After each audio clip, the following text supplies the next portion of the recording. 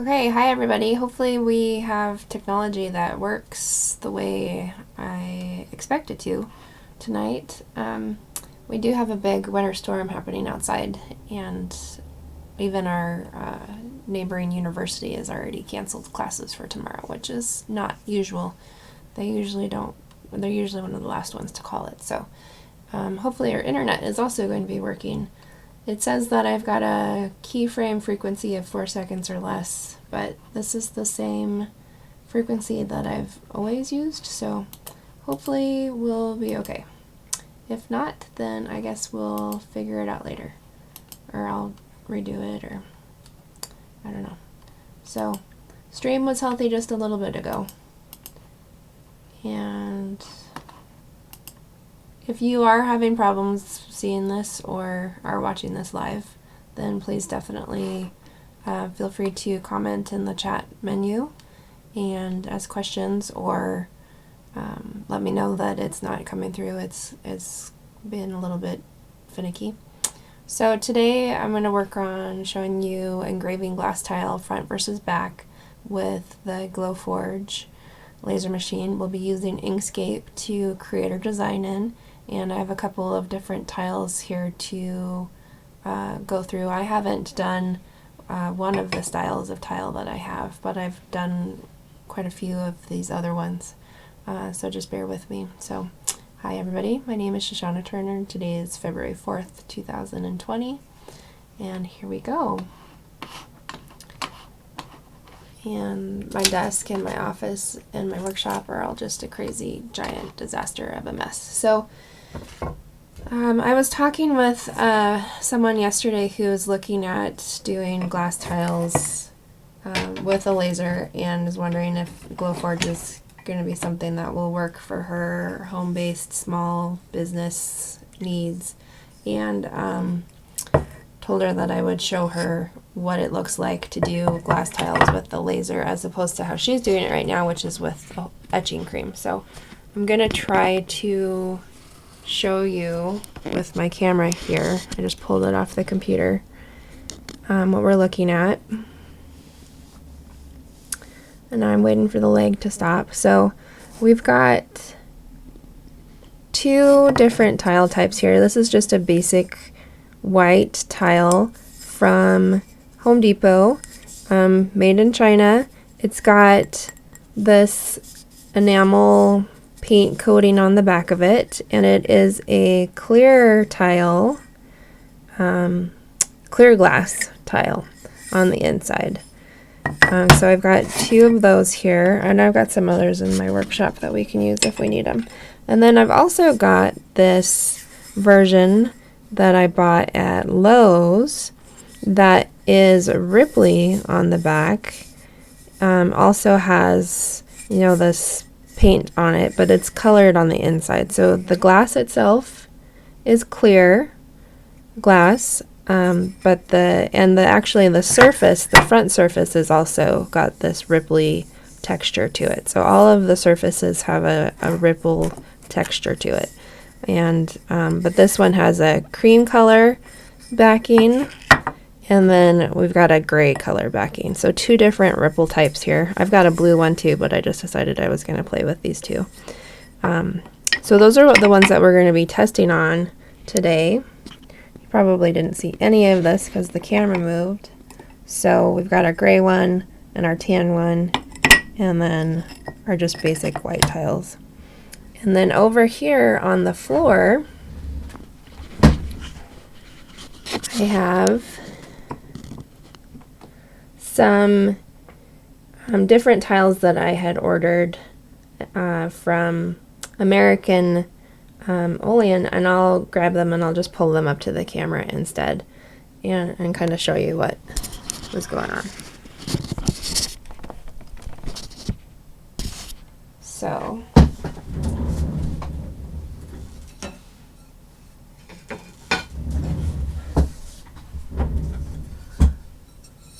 these are tiles that, like this one again is from Home Depot. It's just a standard with the white back and the clear glass, and it is chipped in the corner, so I don't mind using it right now for any of our testing and stuff, and any of these other ones. Some of these other ones here that I'll tell you about, I ordered in specifically to do some product testing before I decide which way to go.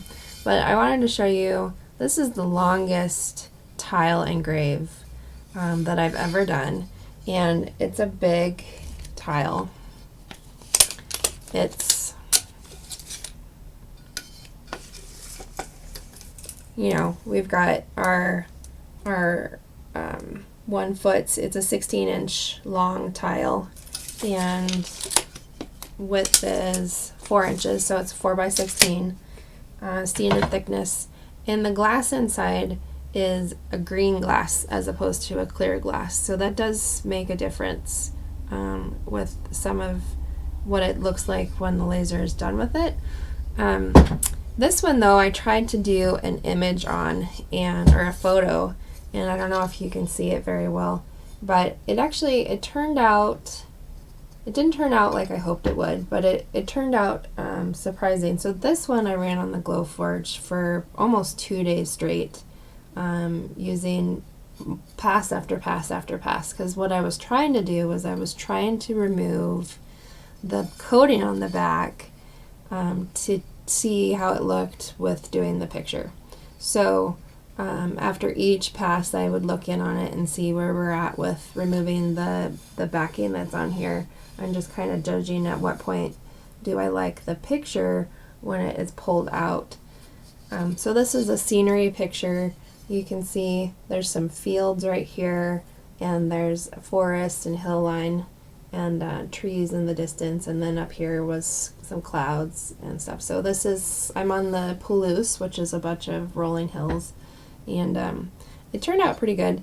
On the tree part, I was really trying to dig in because I wanted to get some 3D effect going in, and if you score with the Glowforge, you can actually get that pretty well, and it digs into the glass. And I didn't pull out any of the other tiles I've done, but some of the ones that I've done on the glass, it's really cool because I'll have a message or a font that and I'll run it as a score instead of a engrave, and it digs in and melts into the glass. And so then when you're looking at it from the front, you can see a 3D effect in the word and the lettering, that it's inside the glass. So that's really cool.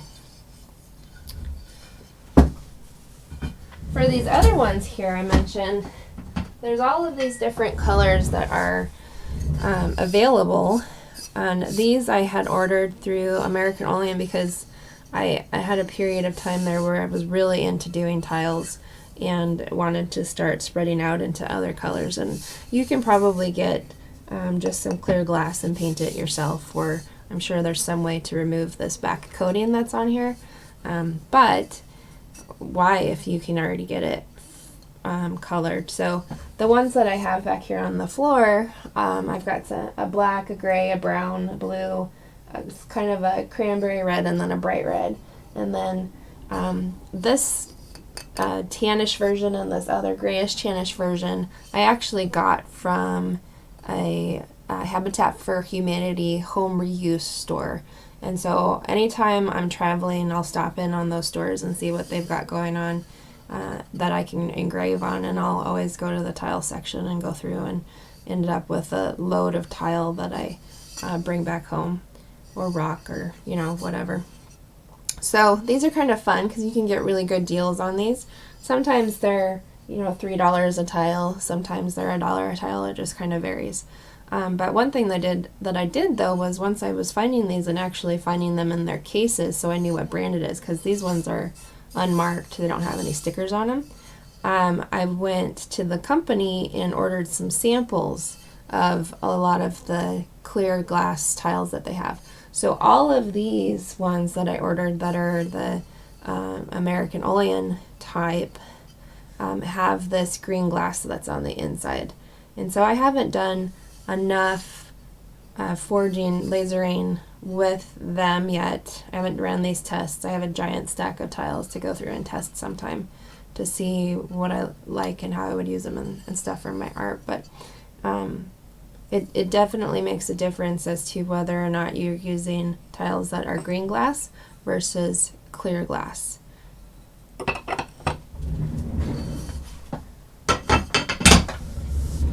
So on the, we're going to switch over now and get into Inkscape, and I'm just going to show you real quick how I would go about just doing a simple message on the tile, and then we'll load the tiles in and into the machines in my workshop in the other room and run them through the laser and see what we have going on. So we're going to do just a simple message of forever and pick out a font, which I should have done forever ago, haha. And I have way too many fonts installed on my machine, so if you've watched any of the other maker videos I've done, then you know that I have not yet taken a moment to uninstall all of the thousands or hundreds of fonts that I have and still use a program called WordMarket, or web platform called WordMarket. So I have to install Adobe Flash every single time I use it, or not install it, but like allow it to go. So we're just gonna go ahead and type in our font here, or our word. Might not be done loading.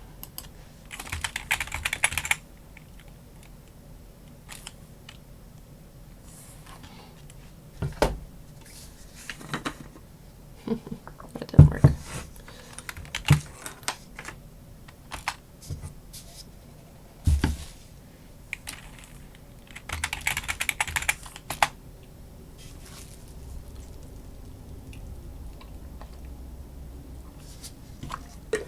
It's being really slow right now.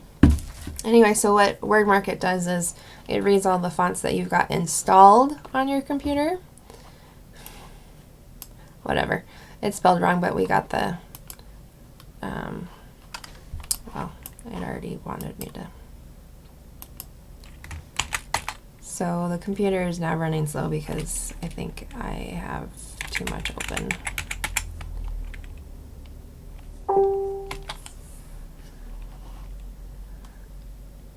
There we go. So we can look through really quick, and I'm just going to grab a kind of fun, lovey, blocky font, and actually I might just use Always.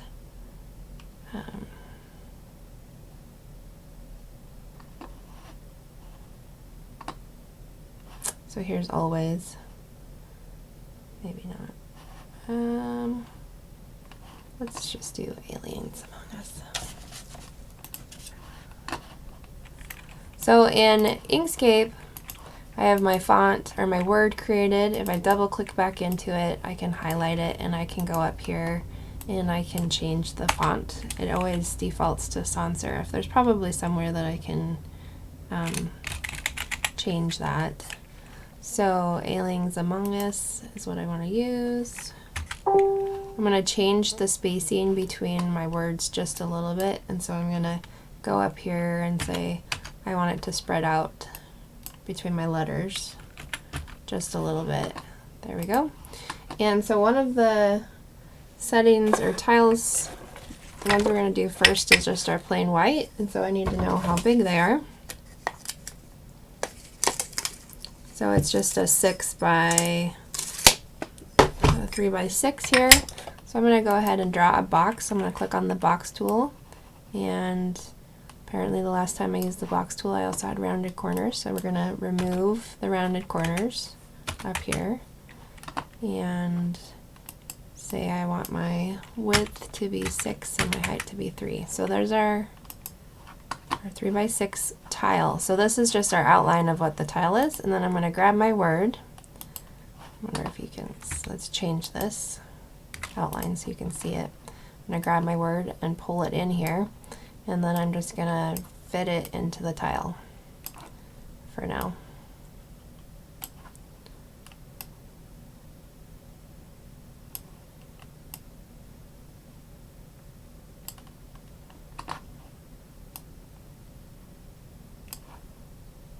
And I don't know if we want it to go all the way off, but here's that. Then I'm going to align and distribute, and I'm going to remove my little sticky note from out of my way that says taxes, and I'm going to align it both directions. So now we've got a tile that says forever.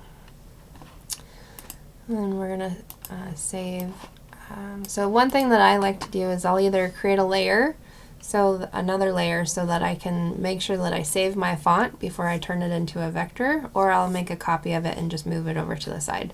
So I think in most of the videos I've done so far, I've done the moving it over to the side. So I'm going to open up my layer menu over here, and I'm going to go ahead and right click and go to duplicate current layer. So that just made a copy of the layer. So I can turn my layers on and off over here and have different layers. So I'll do this if I have a multi step process, or if I'm doing a double-sided something, and I'll have a layer that's the front and a layer that's the back, so I can toggle back and forth between them, and then I can overlay them. So my layer 1 copy I'm just going to rename, and I'm going to call it vectored.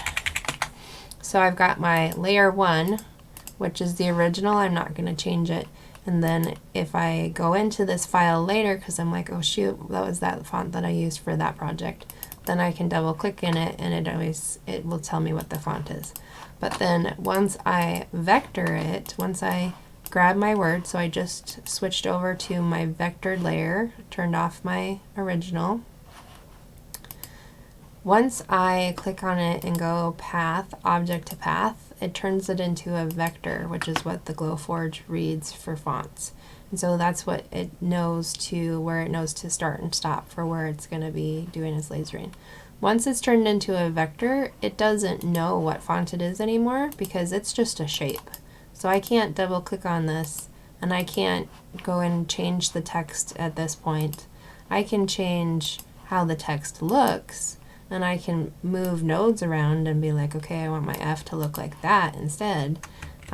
But I no longer know what the actual font is. So I like to make sure that I save a record of the fonts that I'm using in my projects. So we have our layer now. It's vectored. It just simply says forever. And I'm going to load that into the Glowforge User Interface, so GFUI. That is online, and I have 2 tabs here. Let's see if it's going to let me do this. Nope.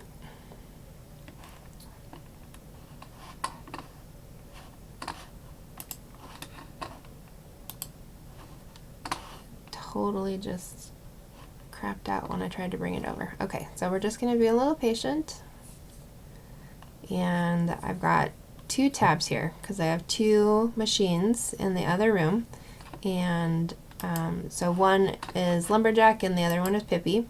We're going to load both tiles in, so we're going to run one that is the front of the tile and another one that's the back of the tile, and it's just faster running 2 at a time, so that's just how we're going to do it.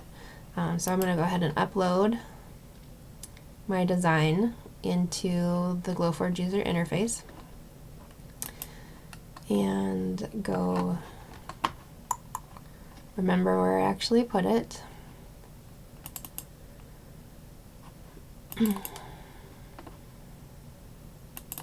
And then load it in and give it a minute, and then it's gonna say you're processing, and then it's gonna pop inside.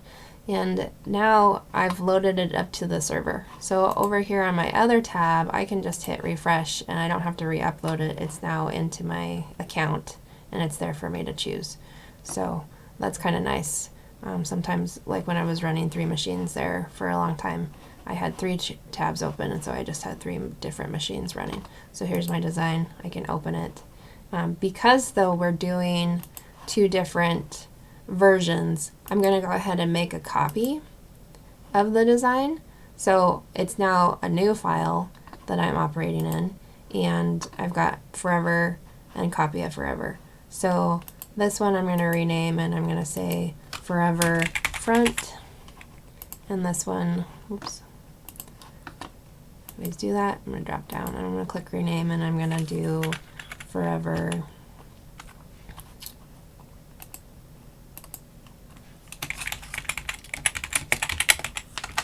So now I can tell the difference between them because I'm probably going to have different settings inside for them. And actually, now that I'm here, I totally forgot to tell you this. So our glass tiles, I'm used to engraving on the back. Almost always I do it on the back. I think I did it on the front once and I just didn't care for how it looked. And so just started doing it on the back, but I don't remember. But you have to remember that if you are lasering your design on the back, then you go to flip it over to look at it, it's going to be backwards. So you have to mirror your design before you even load it in to do your engraving, so that when you're actually doing your engraving, if you're doing it on the back, it has to be reversed. So, brain fog here, totally forgot about that. I'm glad I caught it. So I'm going to go ahead and delete my forever back.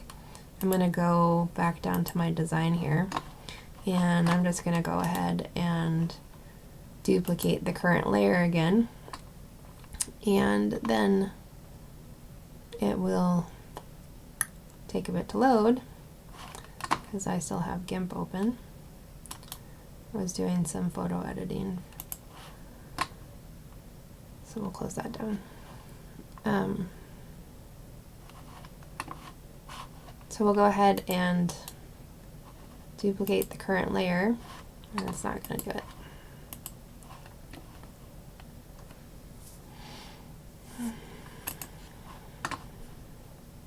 Okay, that's fine. We'll do it the different way. So we're going to duplicate, Control D. So I've got two of them here. I'm going to make sure this is all grouped together. So I've got one that's front ways and one that's, and we're just going to flip it up. So I just mirrored it and flipped it so that now it's reading backwards as opposed to forwards, or it's mirrored. So we're going to go up here. We're going to grab each one of these, and I'm going to change it to a different color.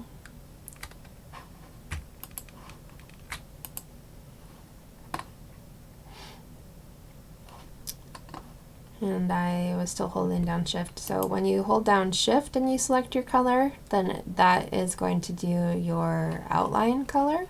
But if you don't have Shift and you just click on the color, that's your fill color. So we've got one that's black and one that's blue, and we still just have our outline. So the outline we're not going to actually do anything with. That's just to help us with lining up onto our tile.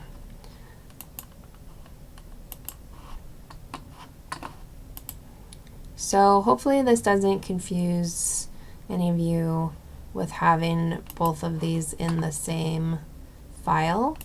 I'm going to go ahead and upload the file again, and you can just keep saving in the same file and uploading it, and it will be different because you've resaved it in Inkscape and then re-uploaded it, and it will still say the same name in the GFUI, but it'll be just different for each one of them. So now we've got our two designs.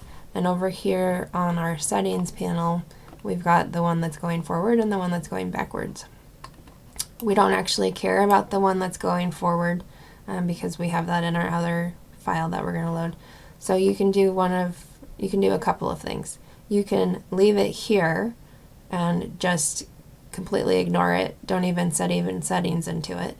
You can go over here and you can completely ignore it and set your settings to ignore, which turns it off. So either one of those are valid if you just wanted to leave it on your screen. You can also grab it and drag it off of your printing margins. So here, this black box here is your honeycomb grid, and that's your printing area. That's your, printing is not the right word, but that's your engraving area or cutting area depending on which one you're using. So if you're trying to do in cut mode or score mode, you'll have a different bounding box that shows up. You have more room to work in, as opposed to if you're engraving, then you have a little bit smaller bounding box to work with it. So you can just drag it off screen essentially, and that deactivates it. The other thing that you can do is you can just delete it, and it I just grabbed it and I hit the delete key and it took it right off. So a couple of different options you can do. So on Pippi, we're going to run our tile on the front, and on Lumberjack, we're going to run our tile on the back. So I'm going to go over and I'm going to put them in the machine, and I'm going to put our honeycomb pins around it to kind of hold it in place. So one thing that I learned early on is that glass tiles, as the laser is working, it has a small vibration, so your glass tile will vibrate itself around. So make sure that you're bounding it, and you don't have to pin it down, but at least pin it around it.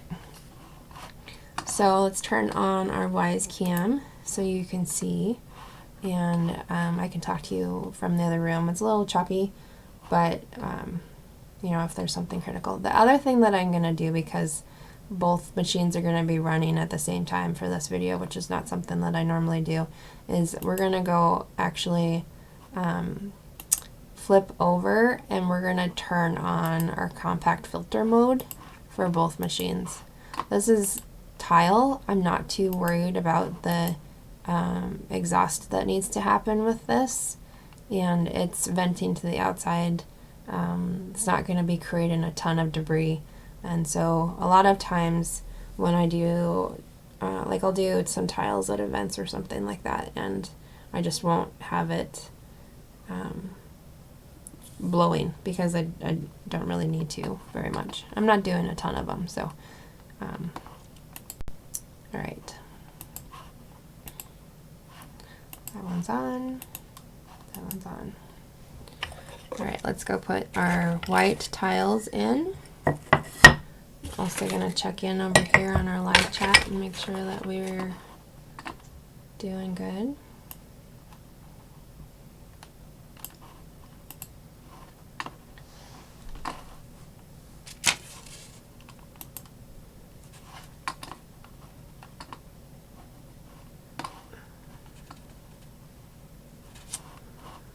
And take my phone with me.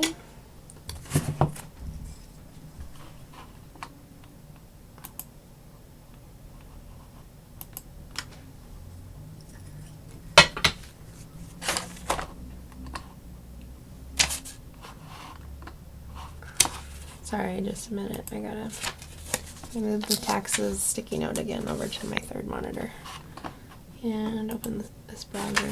Closed on me.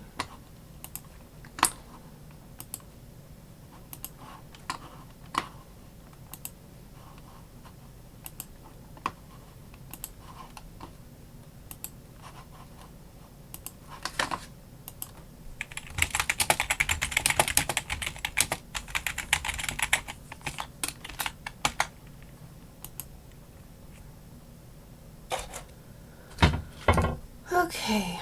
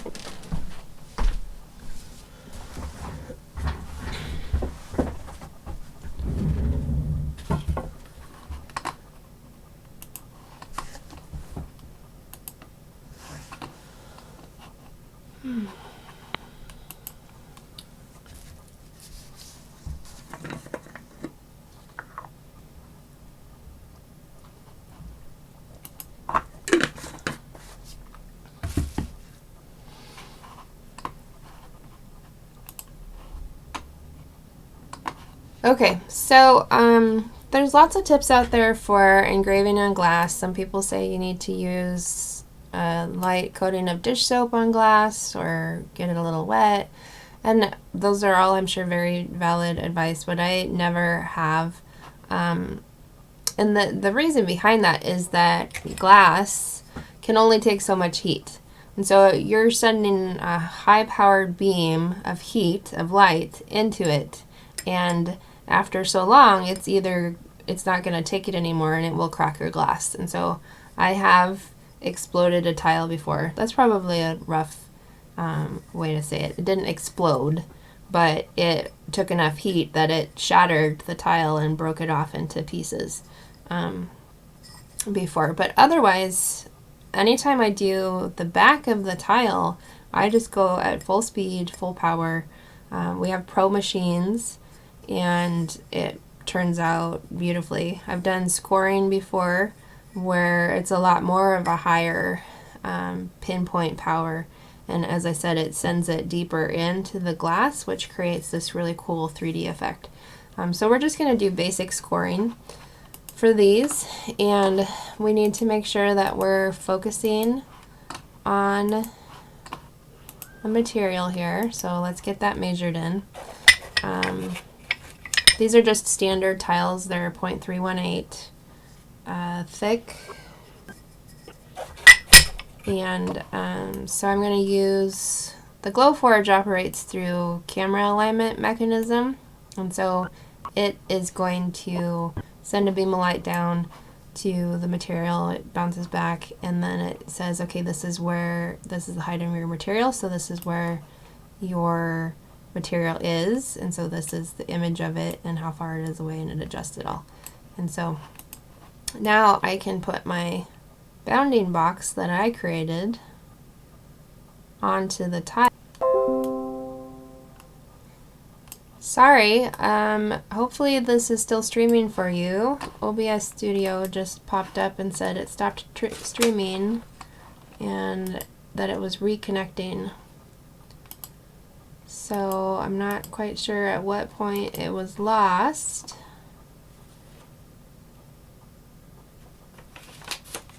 Stream is healthy.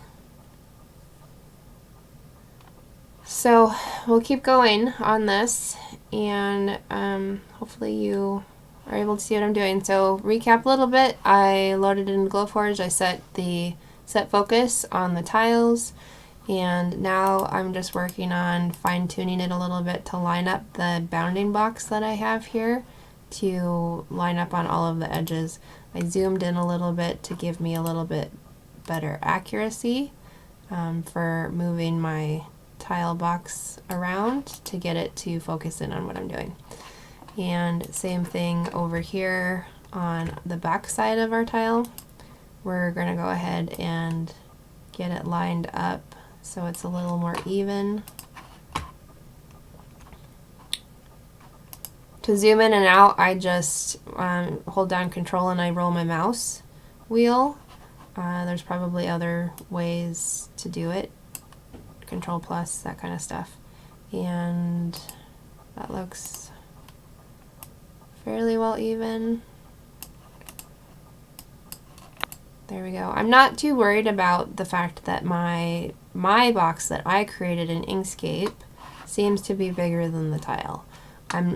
I don't really care about that. I'm caring about more whether or not it is aligned along its edges, because I am trusting placement basically for what I'm visually seeing, and the distance, the focus might be a little bit off, so we can go do it again here real quick, and maybe that might change things.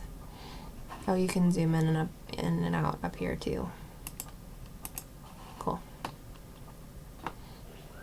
So it's focusing again.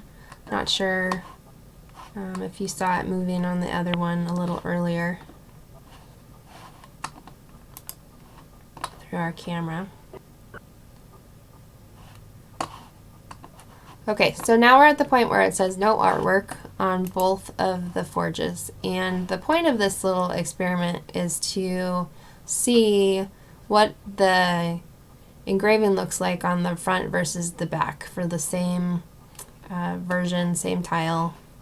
And so because I'm not used to engraving on the front, I'm just going to start off, I'm going to go directly to manual settings here. And, oh, that is bright. I'm going to go ahead and actually flip it over. Well, no, let's run it at 225. So 225 lines per inch is how close together the lines are going to be, how many lines are within an inch block. And so you can have your lines per inch be really small, so not very many lines to fill it in, or you can have it be exceptionally large. Wow, I don't remember ever seeing that 1355 there. Maybe it was there, I don't know. The highest I've ever done is trying a 675, and it wasn't worth it for what I was doing, and I probably just wasn't using it right. So anyway, go ahead and leave it at 225. The speed, we're going to have max speed. We want it to just zip. And because I know that I normally use it at full power, I'm going to try it at half that. I'm going to try it at 50. So on the Pro machines, full power is the extra 5 wattage. So if I flip it over, this is the 45 watts that the Pro machines have. 100, according to my understanding, and I could be totally off, but if you're at 100 power, that's the 40 watts. So that's what the basic and the plus machines now have, is the 40 watts. And so when you're talking settings with fellow Glowforge owners, when I say full power, that's usually what I mean. But if it's 100, then I'll say 100 power. Or, but I actually haven't seen the basic and the plus interfaces to see what yours look like, if that's the machines that you have. So anyway, we're going to go ahead and go 50. We can rerun it again if we want to, and we've got some other tiles too. On this one, on the back, I'm going to go to engrave. I actually have a glass tile already set. I was playing with things at one point. I must have been doing, I don't know why I had 900. Anyway, we're just going to go ahead and go full speed, full power, 225 on the back. And what I expect to see is that with this white tile, the back is going to burn and turn a little bit black, basically. So then we're going to hit ready for printing. And this process is taking a lot longer than it normally would because I'm stopping to explain little points along the way.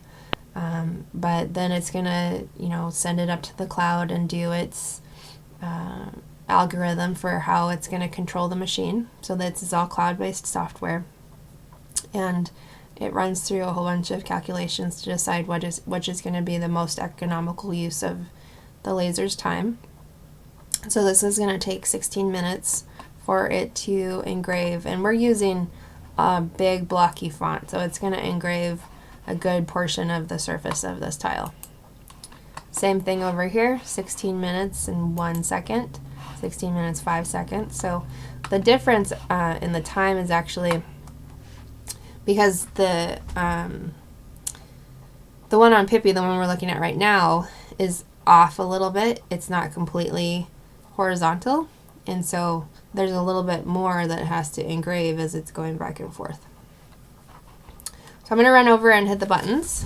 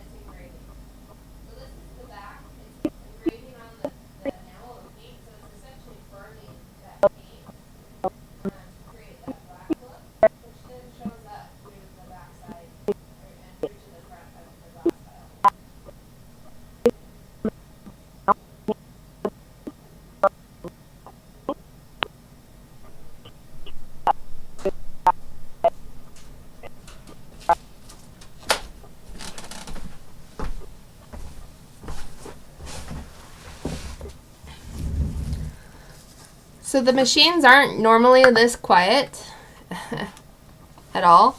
The fans are off. And right now we're watching the one that is just etching the front, more of a sandblasted look. It's not as white and powdery looking though.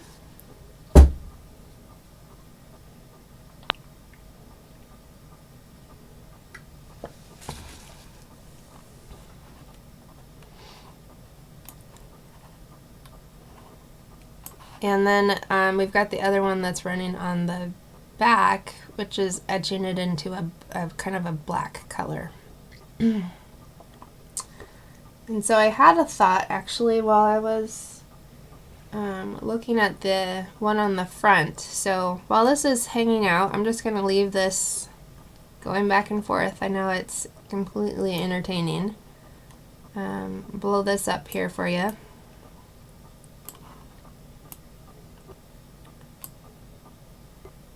You can watch the progress.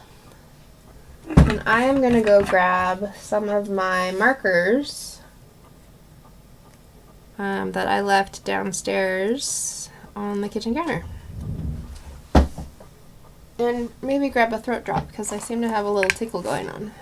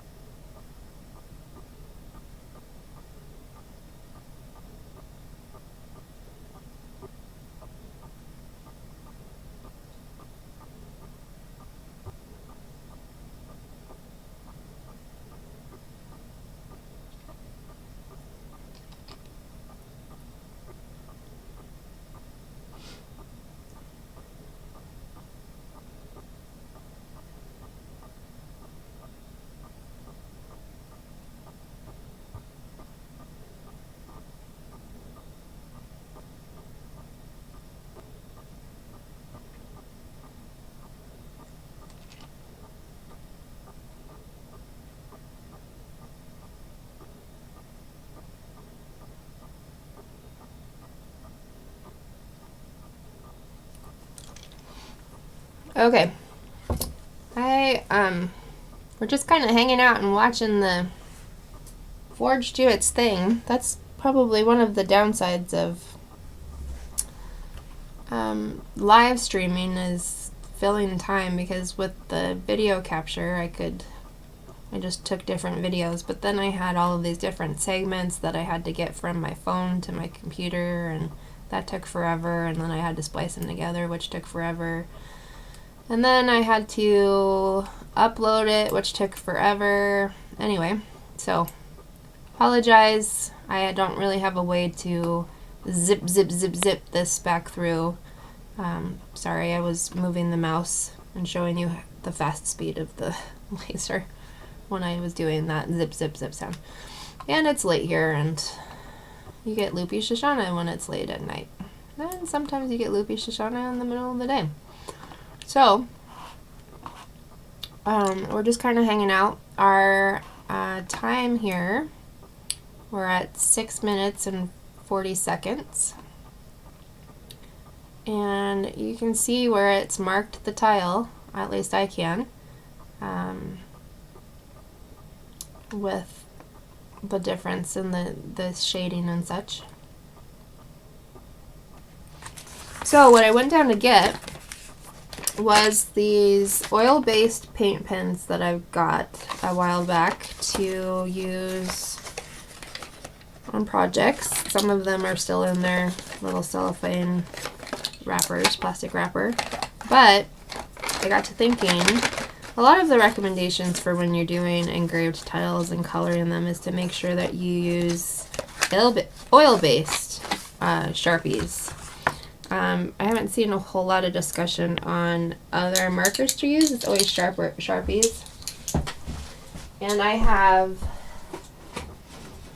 this is just one of the baskets here of all of these Sharpie colors that I do normal tiles with, and do events, and have sessions with kids and stuff, and so I'll have them design a tile, or I'll already have engraved tiles ready, and so they get to color the tile, and we use these Sharpie markers, and it works absolutely wonderful. But I've never been able to determine if your normal run-of-the-mill Sharpie marker that you can get in the different color packs is oil-based or not. But it works great, and you know, isopropyl alcohol washes it off, so I'm thinking it must have some kind of oil in it. Anyway, I've never tried these oil-based paint pens, and so I thought, since I'm doing this, maybe we'll try giving the tiles some color, and see what happens with the Sharpies and or these oil-based paint pens.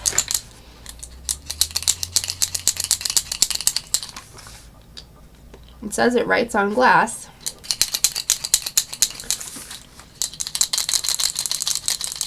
But I don't know how well it stays. So I'm busy here making a lot of noise shaking up the white paint pen, because that's one of the ones that I want to try. Maybe we'll try some red.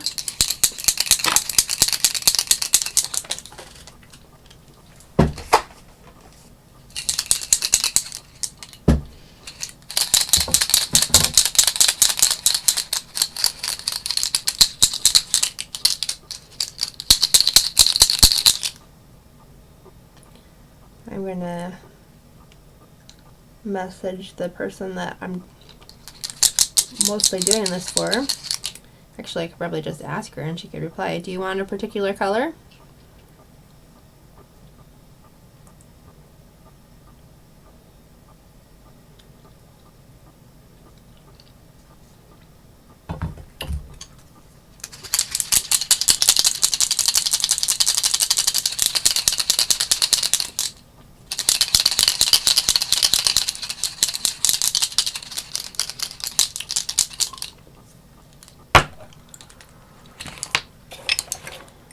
Okay, I'm kind of excited to see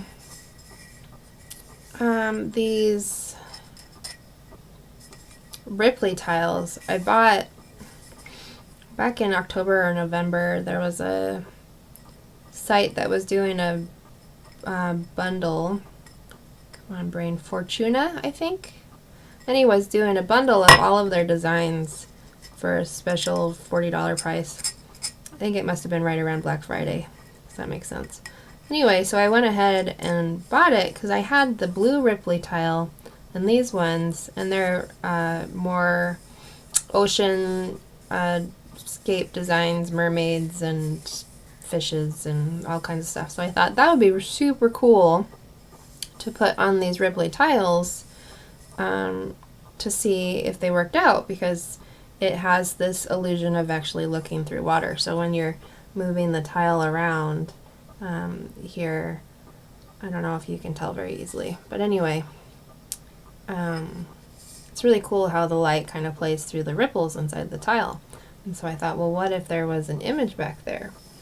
So I'm going to go ahead and take these other ones over because we're waiting. And so when I pull out the tiles that are running now, I'll just go ahead and replace them with these. And one thing that I didn't do is check the size on these little ones, 3x6. So if you're running a tile that's 4x12 or 4x16, so some bigger ones, it's going to take longer to do the font, the blocky font that's like this. But if you're doing some messages or something, some of the ones that I have done have included like people's names on it, or these are really actually great for awards and or not mementos, but like time and service kind of award kind of things. So I did one that was for 20 years of service for someone that had the gold backing for some of the gold, kind of metallic gold backed tiles that I found that I was absolutely in love with, and then I burned through a lot of them. They were one of my first glass tiles from the Habitat for Humanity home reuse store. So I still have a couple of those, and I realized I'm probably not going to be able to find these very easily, so I should not be testing on these and save them for special events or special designs and stuff. So anyway, it can be really kind of fun to do. One thing, let's go see what score. Oh, I don't want to score this.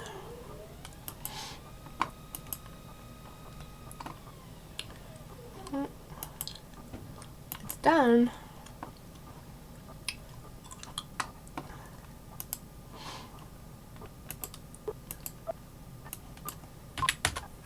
Put that setting back. I totally screwed it up. Okay.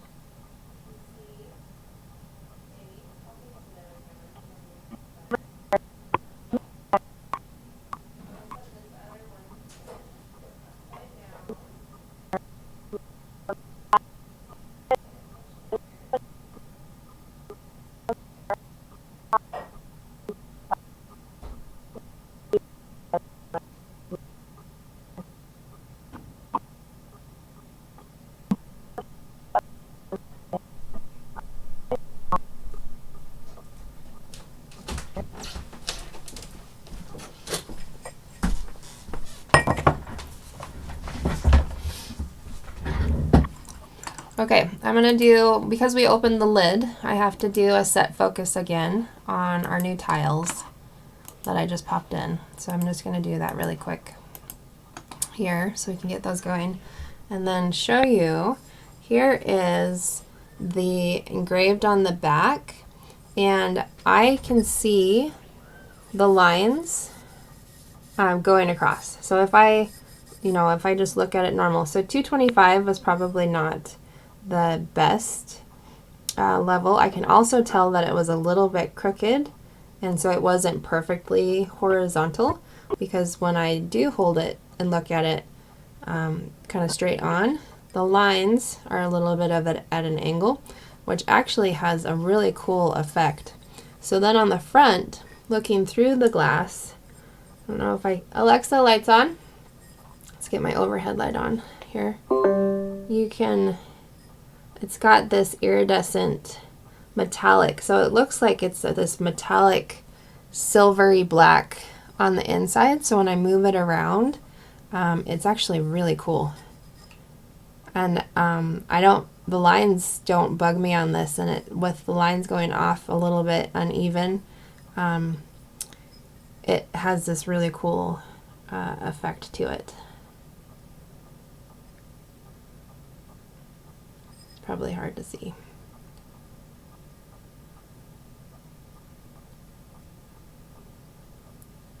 I'm watching myself on the other mirror here, or monitor. It's really hard. Okay, so there's that one. And then we've got our white one here, or our front. So let's get these lined up. I'm going to move this just a tad here. And this is the back one. Our edges are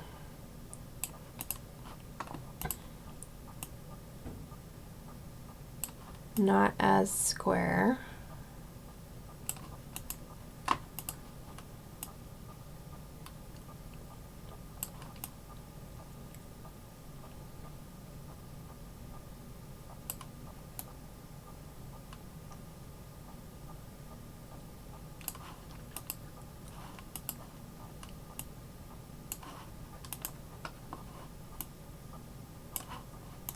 And I think that's probably good enough.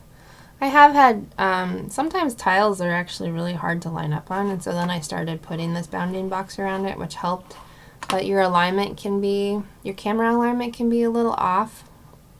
So creating jigs is helpful, where you have that bounding box that you've created, and then you've got a material that you put in, so like maybe 1/8 Baltic birch or something, or cardboard, and you cut out that line, you tell the machine to cut it, and then you put your tile inside the jig into that empty spot, and so it nestles it down in there, and then you close the lid, and you don't do anything with your design that you already had loaded in, because it is in the exact place that you need it, and then you hit it to go. So your tile is where it's supposed to be. You don't worry about camera alignment instead. So jigs can be extremely helpful. And especially if you're doing lots of tiles. So if you've got a full bed of tile that you're running, or anything else, you can create jigs, and so you can have the full bed, and you don't have to worry about making sure that it's all lined up, because you've created your outline file. So we're going to hit ready on that one. I'm going to go ahead and actually just go full power on this, and we'll see what happens. See if it cracks our tile here. Got a couple of these. I just got them on a big sale, so I was like, well, let's try it. Okay, so those are preparing. I'll go over and push the buttons here when they load, but here is our white one. This is the one that's on the front, and you can see where the letters are, where the word is. You can definitely read it, and you can feel it. It is sharp, and there are little glass fragments here that are rubbing off of the edges. that are coming right off onto my fingers. So as I'm going over to push the buttons, I'm also going to stop in the bathroom and wash this under the sink and use my little scrubby brush to go through and remove the glass fragments as much as I can. So downside to working with glass, you've got glass shards, whereas the other side is it's just the paint. You're not doing anything to the glass. So with this, it actually, one of the things I tried early on was some different dishes from Dollar Tree and putting them in. If you run it at a lower speed or do some, I think there's probably some way that you can do it if you don't run it at as high of a speed and you run it at as a, and there's different ways to play with settings. Anyway, I got some Dollar Tree dishes to try, and they did the same thing with the glaze. It had this glassy glaze basically on top, and so when I engraved it, it had all these shards coming off, and so I was like, well, I'm definitely not going to be selling that to the public because I don't know if more glass will be coming off, if people are not smart enough to be like, oh, there's this really cool engraved dish, I'm going to eat off of it, and then they're ingesting glass particles and stuff. So again, 16 minutes, and I'll push the buttons and wash this off at the sink.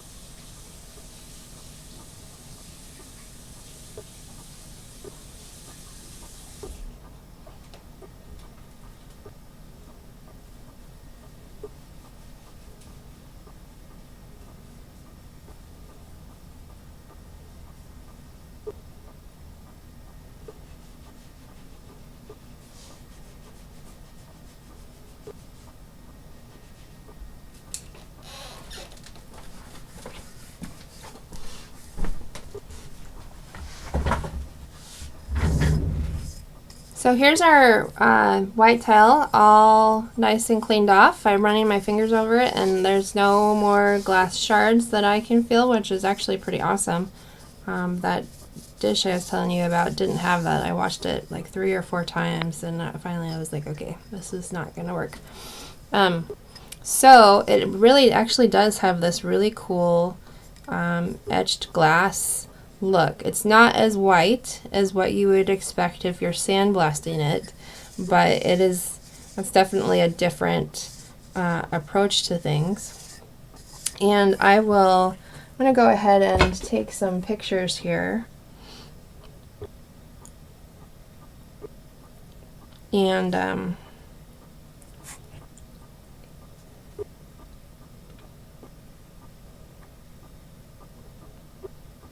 see if I can get some good shots before we start putting some colors on this. And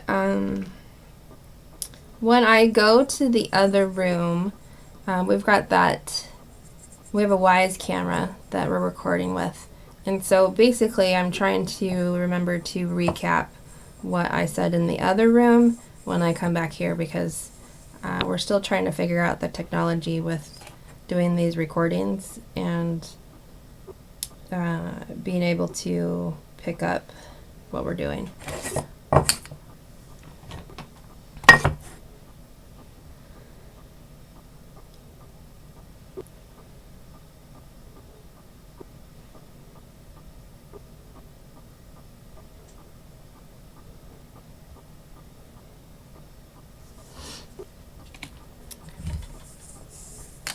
Oh, you couldn't see what I was doing because I didn't move my camera down.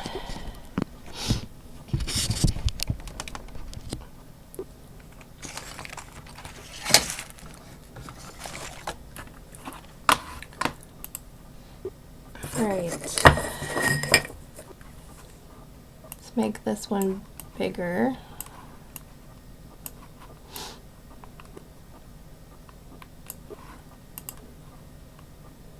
So we're running a much higher power on the glass tile right now that's running in the Glowforge, and you can see the light.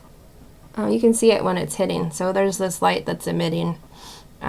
So one thing to be a safety concern is, and this is the same thing when I'm running rocks and stuff, is do not look directly at the lights on the forge when it is doing this. It will hurt your eyes.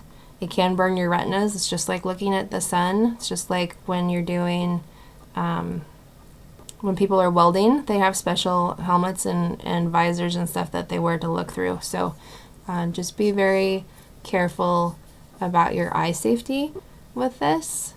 The Glowforge, the glass cover is a special glass so that when you're looking inside, the laser itself isn't supposed to be able to harm your eyes. And they have the laser glasses too that you can order. Same difference. So like if you're using the pass-through slot, you're supposed to wear those glasses because the pass-through slot is technically open and that laser beam light could potentially go through the pass-through slot and hit your eye and so do damage. But for this isn't the laser light. This is the reaction on the material, and so it is an active chemical heat reaction. Chemical's not the right. Heat reaction to the material that you're burning. So just know that that glass cover isn't protecting your vision. And if you look at it and you go away or look somewhere else, you're going to have very definite dark lines on your vision, similar to looking at a light bulb or what have you, but this is much, much worse. So we have our two tiles here.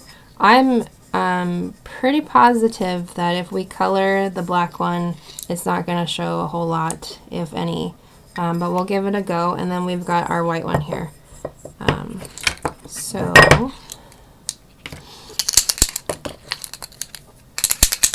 I'm actually going to pull out. So Sharpie markers are usually what I use. So I'm just going to color the back of the tile here.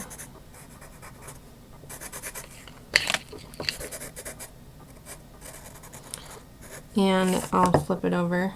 Yep, it does show. That's cool. So you shouldn't have to worry about staying in the lines when you're doing this, because that glaze is protecting the rest of the tile.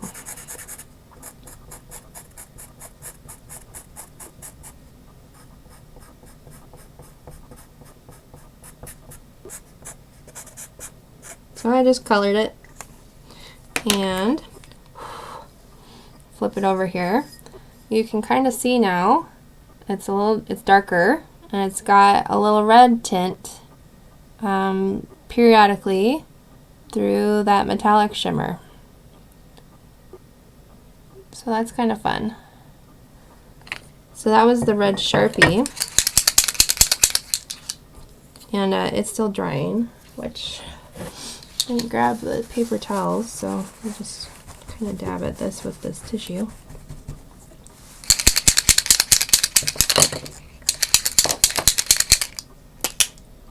Here's our paint marker. We'll do the same thing.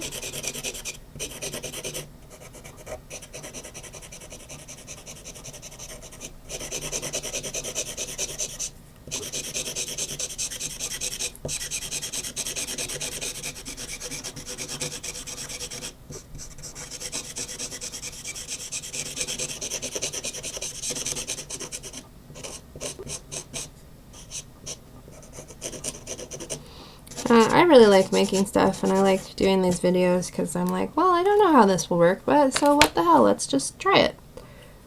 Let's do some white, which you can't, I don't know of white Sharpies. It'd be kind of cool though, because there's definitely been some times where I'm like, I sure wish I had a white Sharpie.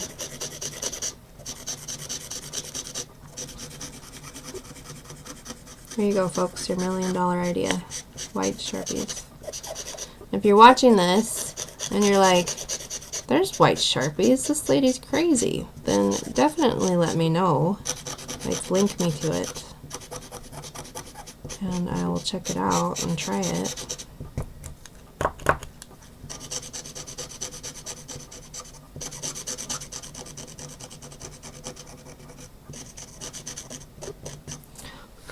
Alright, well, let's see. That didn't really do much. So the Sharpie, you can definitely tell better. I mean, it's just kind of slightly has a red hue. The red oil marker has a red hue and spots, and the white one, you can actually tell the difference. Like here in person, I can tell the difference between the rest of these and this one here. So I think it's just going to be a matter of what your own preference is. So it makes that white stand out a little bit more, and it's not as crystalline. So when I'm like looking through the side view of this glass here, there's this really cool kind of glitter effect actually, where of the letters that are on there. So that's the black one, or not the black one, but the back, the black lettering. And now we're going to try our forever here. So I'm going to use my red.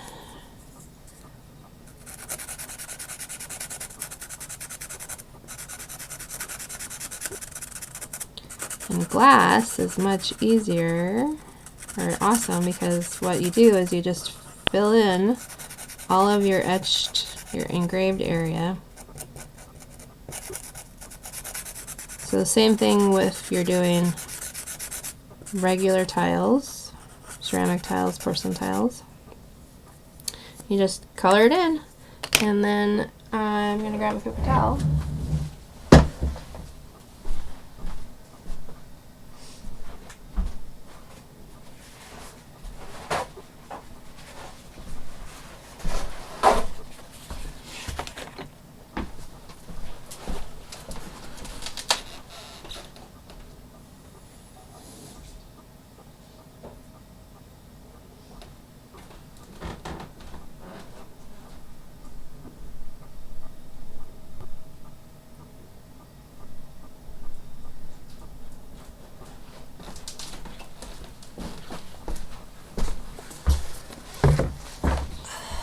So I grabbed my paper towels. I got one wet. Normally I would do this over at the sink. And I went into the workshop and I grabbed my isopropyl alcohol here. So we're just going to try some different methods. So I'm just going to now wash this off. And I just wipe over the glass with my wet paper towel, and it wipes the Sharpie marker right off from where it was engraved.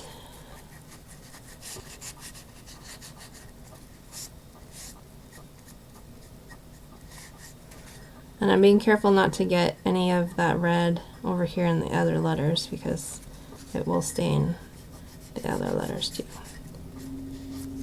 And there we go. It's got this speckly, let's see if I can figure out how to operate the camera while looking at the glass. It's got this kind of speckly, splotchy look on the tile, but if you run your finger over it, you can still feel that it's been etched. So it doesn't have clean edges, which I think is to be expected. It's a remnant of, I don't know, it could just be my coloring or my ability to color. Yeah, actually, if I can feel it catching. So it's just where it didn't break the glass away in spots.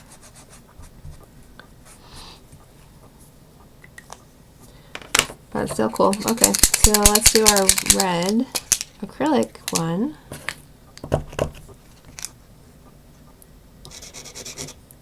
Oh, interesting.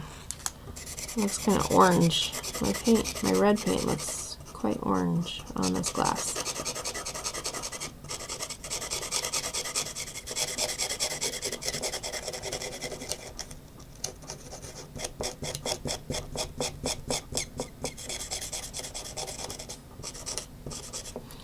We'll give that a moment to set or dry. We'll do our white here.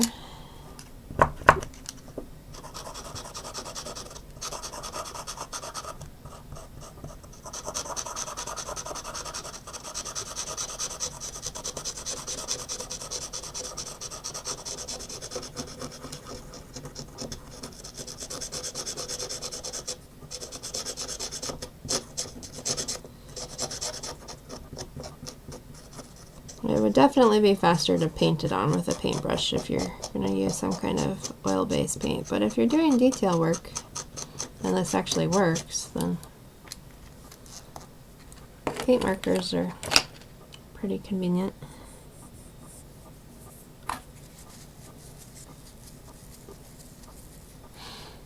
How are we doing on the other machine? So we've got a minute and a half left.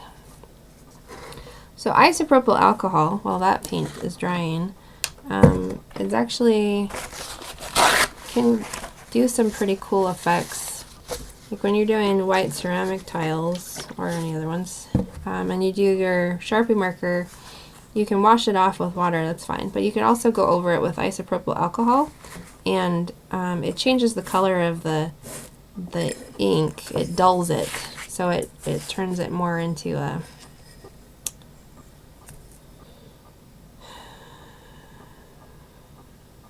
I totally blanked on the word. Oh well. It just kind of dulls it, so it's not as bright, which is kind of fun for a neat effect of it. So if you go over it though, go over your Sharpie with your isopropyl alcohol, you can see the color is coming off.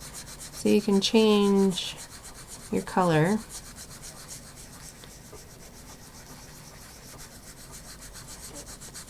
And so now it's more of a kind of a pink.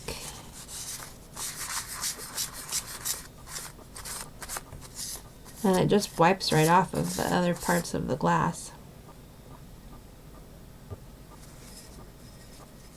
So let's go ahead and wash off, see what happens when we do. We can wash.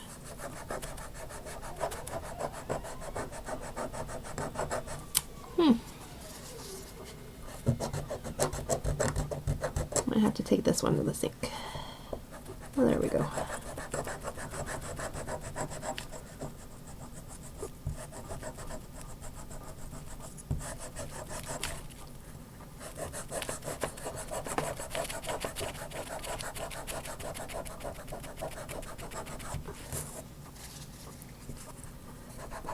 So I'm using water to wash off this oil-based marker,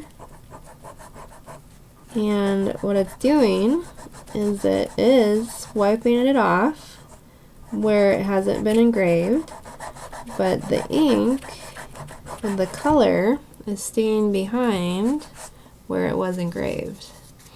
So let's do white here with a clean piece. But it takes a lot more elbow grease to get this off.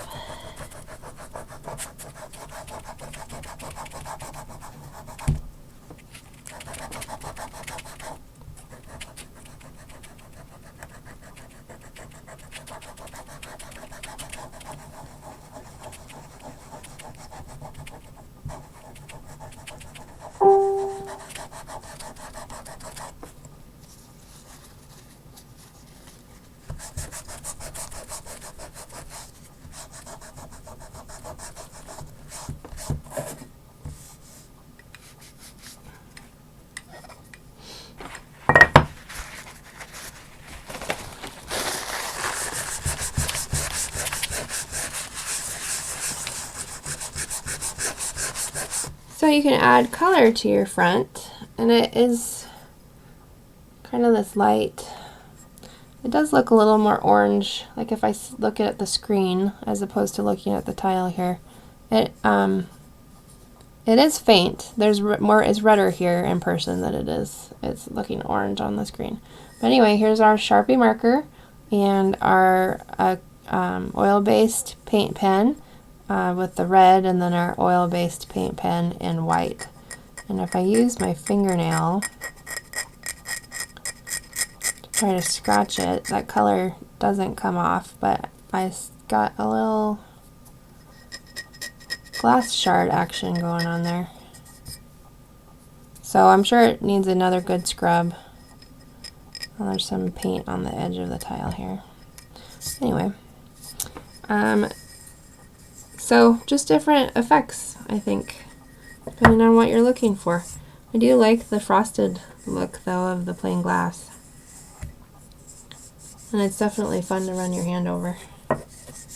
The other machines are done, so I'm going to put my cap back on this alcohol and go get the other two tiles here.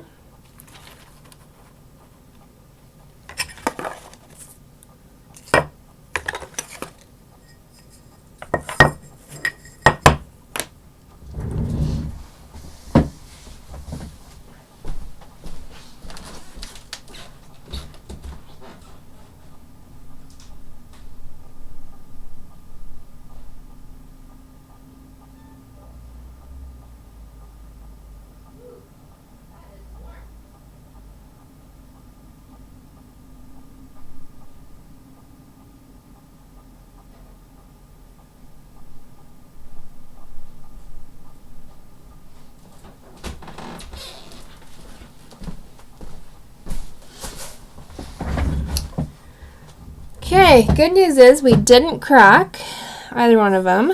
They were warm. They're cooling off already, though. They're not hot to the touch by any means, but it's almost like holding a mug of hot coffee.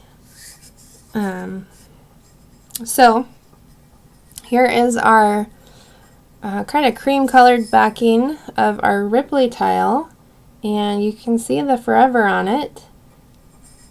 And if I run my hand over it, I'm not getting any glass shards.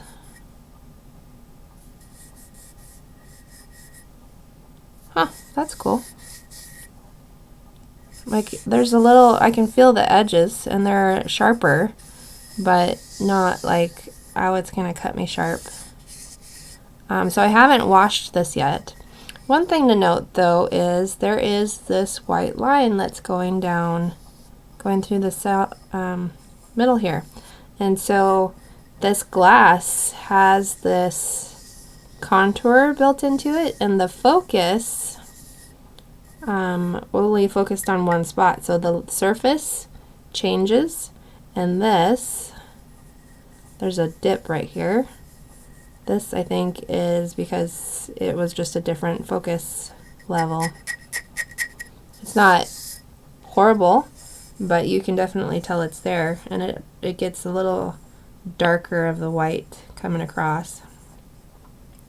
On the back, it's still perfectly just the normal back. Looking through it, you can kind of see maybe the ripples.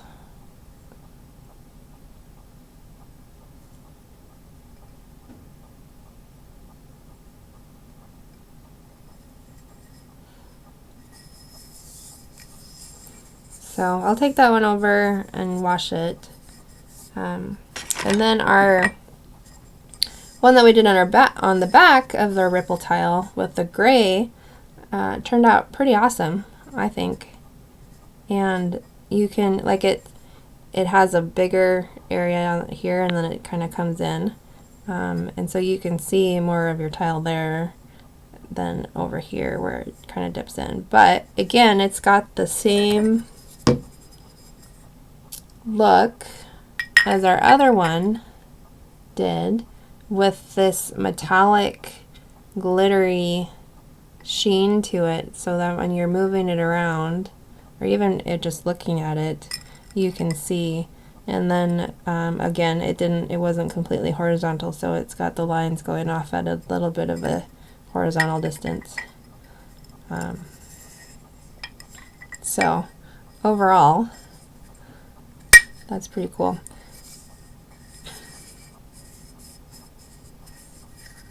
It's a little darker. You can see the difference between the white and the gray and the ripple.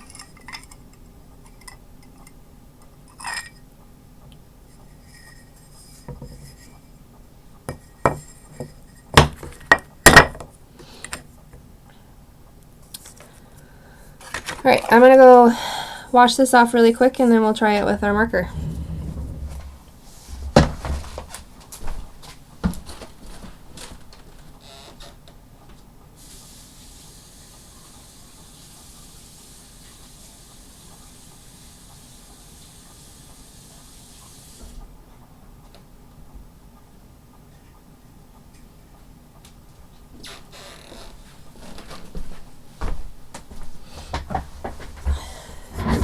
I didn't even actually bother scrubbing with the scrub brush, and washed it off, and it's not as white, or I can still see where this line is, but it washed off the white line that was kind of showing up there.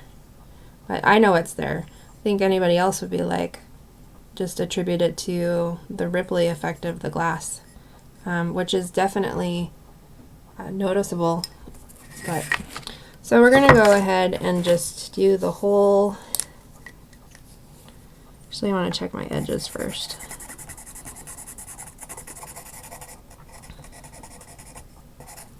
So we did use a different setting for this tile.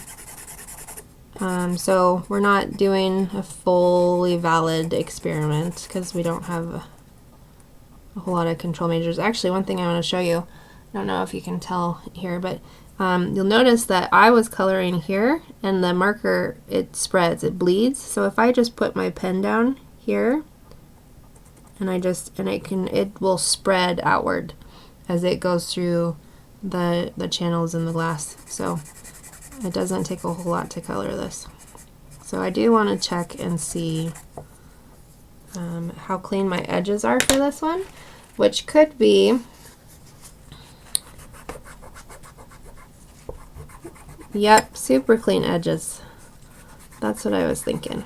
So it could be because we ran it at full power, so it had more heat. Or it could be because of the glass type that this is. So I would do, more testing on settings and stuff as I perfected this process, if this was something that I was going to do more often. And it's definitely splotchy. It looks like it's got, it's pitted, kind of. I don't know how to explain it. But you can see where the color is a little bit more and a little not. So there's all these different, it's textured, basically, which is kind of cool. So I'm going to go ahead and actually just color this whole thing.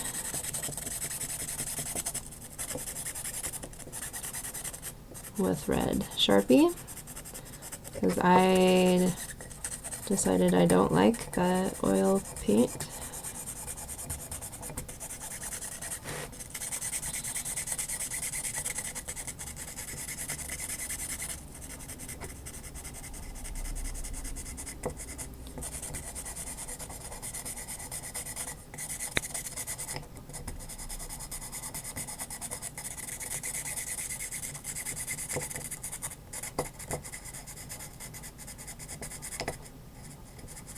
And I've never tried coloring something in after sandblasting, but I imagine that it would have the same property, because essentially you're exposing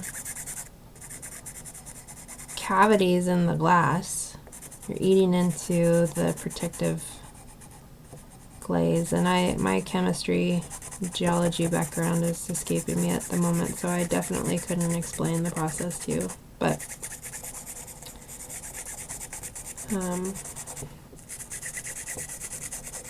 It really is just this easy, and I probably should have been smarter and used the giant red pen that I have in the basket. I'm just going to switch for this last little bit, because why not?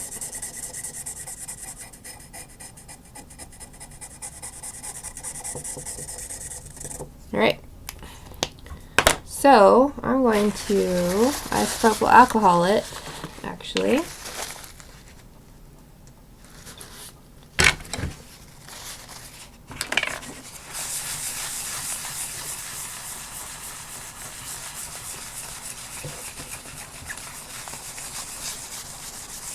Make a mess all over my disc.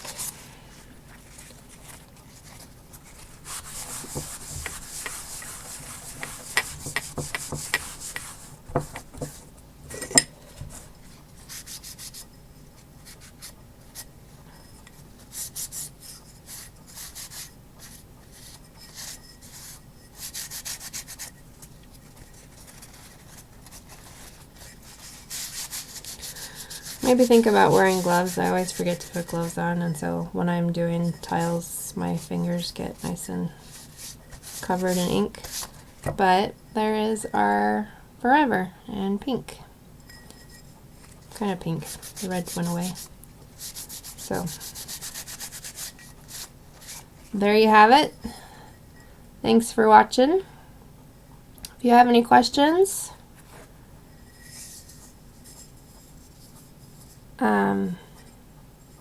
definitely let me know, and thanks for following along. And we're working on the technology piece of things slowly.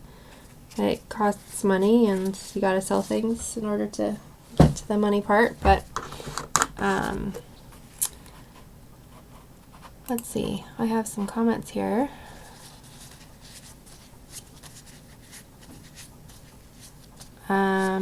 Use the lowest resolution. Yes, I could actually make something ahead of time, but part of the, which I've done a couple of times. So one of the comments says, live streaming is tricky because you can't speed up things. I guess you could solve this by making a smaller design. I'm assuming you already used the lowest resolution. That's the beginning. So I don't know if you mean lowest resolution with the design or lowest resolution in streaming. So right now it's set on low latency for my stream latency. And then, yes, one of the things that we're working on is trying to figure out when I'm over at the Glowforge, trying to figure out a mic system or something that I can wear, I don't know, better camera. Right now we're just using the Wise Cam that we got, which is just for me monitoring the Glowforge when it's running and I'm in my office. And so we thought, hey, this can capture sound, let's try that out. So it'll get there. So anyway, there's a quick comparison of doing front and back glass tiles. And I'm still, I think, of the mindset that I prefer the back engraving, but I could see how this plain version, not plain, this kind of frosted glass version would appeal to some customer base. So thanks for watching, and I'll catch you all next time. Thanks.